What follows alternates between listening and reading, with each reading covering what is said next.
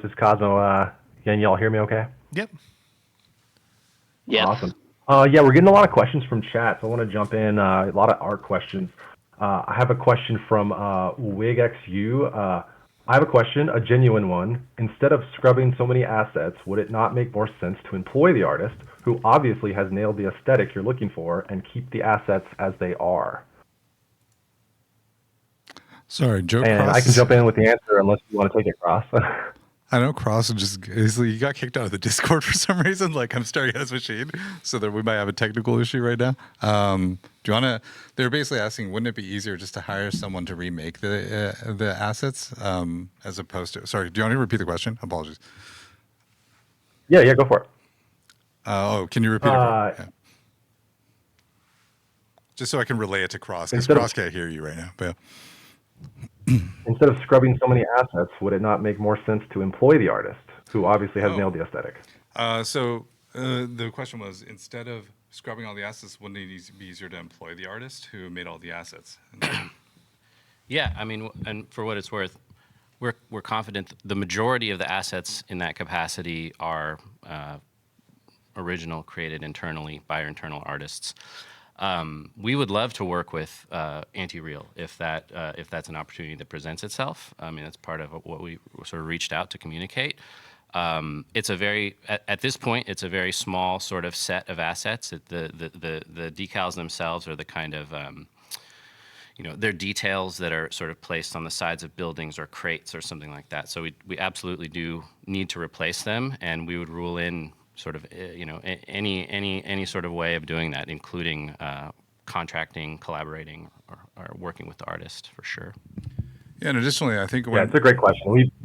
Just to sort of add on to that, additionally, when we run into situations like this, we also feel like something slipped through our net, and so we have to go back and look at everything just to make sure that nothing else slipped through our net, if that makes sense, because it caught us by surprise, and we want to just make sure that we're doing the right diligence to ensure it doesn't happen again. So either way, we're going to scrub all the assets just because we want to make sure that we didn't miss something else. But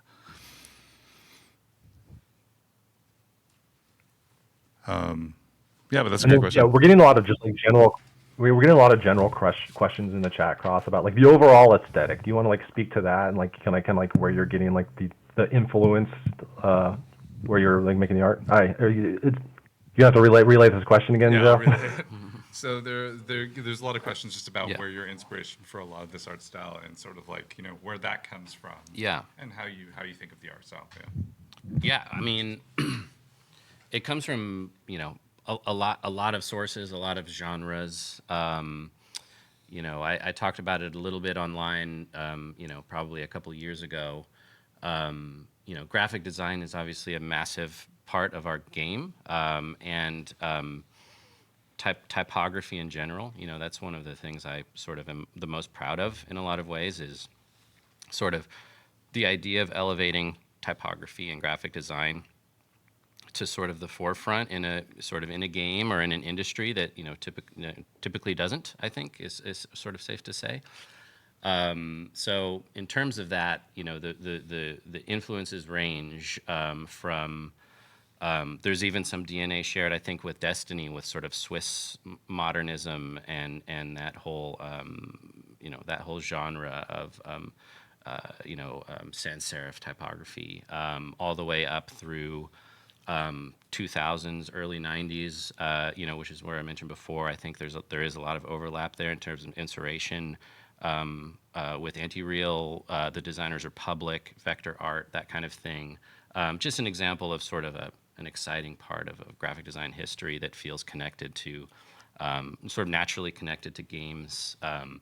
The studio that sort of drove a lot of that worked very famously on a game called Wipeout, in a very early PlayStation game, which is a big influence for us. And then all the way up to sort of current trends, which may or may not be definable genres. There's sort of a deconstructed kind of minimalism. Anti-design is another genre that I've heard it referred to.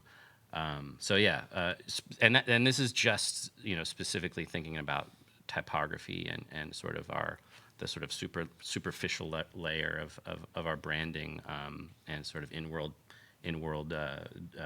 world building. There are a whole slew of influences when it comes to architecture and character design and world building and natural palette. So it's all a big soup. You know?